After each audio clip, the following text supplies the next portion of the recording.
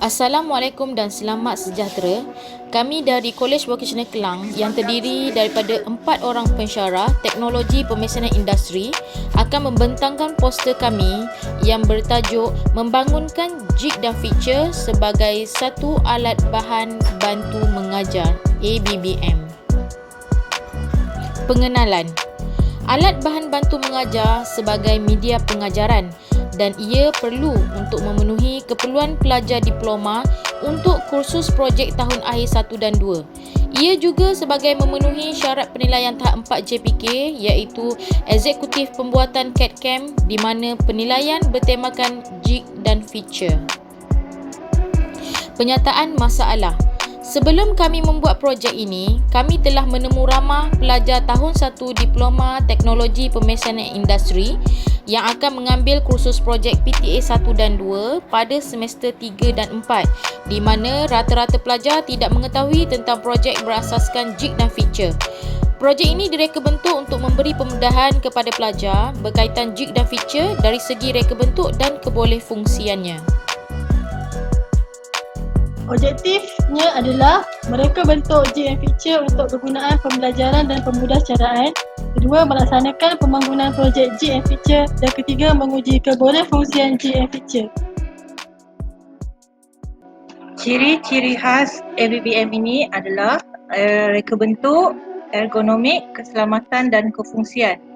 Dari segi reka bentuk, ragum mesin yang berada di bengkel mudah digunakan tetapi memerlukan ragum V untuk bahan berbentuk silinder.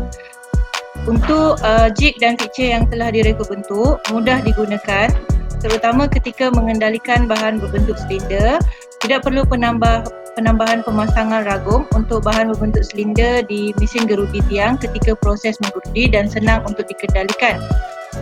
Untuk ciri khas keselamatan pula, ciri reka bentuk yang kurang selamat dan perlu diikat dengan kuat dan kemas. Untuk jig dan feature yang telah direka bentuk, ciri reka bentuk yang selamat dan memerlukan pemasangan yang tetap pada mesin kisar gerudi dan juga selamat digunakan kerana reka bentuk yang ringkas dan sesuai. Untuk kefungsiannya pula, ragum mesin boleh memegang bahan berbentuk segi sahaja. Untuk jig dan feature yang telah direka bentuk, boleh melaras dan mengikat bahan berbentuk silinder di mesin kisar tanpa menggunakan bongkar V. Maklumat penting di poster ada 3 iaitu reka bentuk, pembangunan projek dan kefungsian projek. Dari segi reka bentuk, responden bersetuju bahawa reka bentuk produk adalah sesuai, kemas, selamat dan praktikal untuk dibangunkan. Untuk graf yang kedua menunjukkan analisis pembangunan produk oleh pelajar yang mana secara puratanya responden menyetujui bahawa pemilihan bahan adalah tepat, pergerakan komponen pada jig dan feature stabil serta saiz jig dan feature yang praktikal.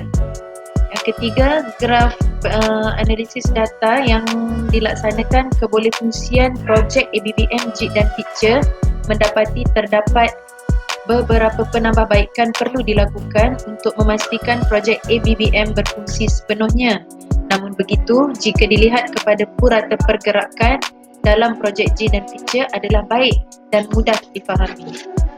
Secara keseluruhannya, ABBM yang dibangunkan ini dapat digunakan dalam pengajaran dan pembelajaran. Di samping itu juga dapat melaksanakan proses fabrikasi jig dan feature serta kefungsiannya. Sekian, terima kasih pembentangan dari kami.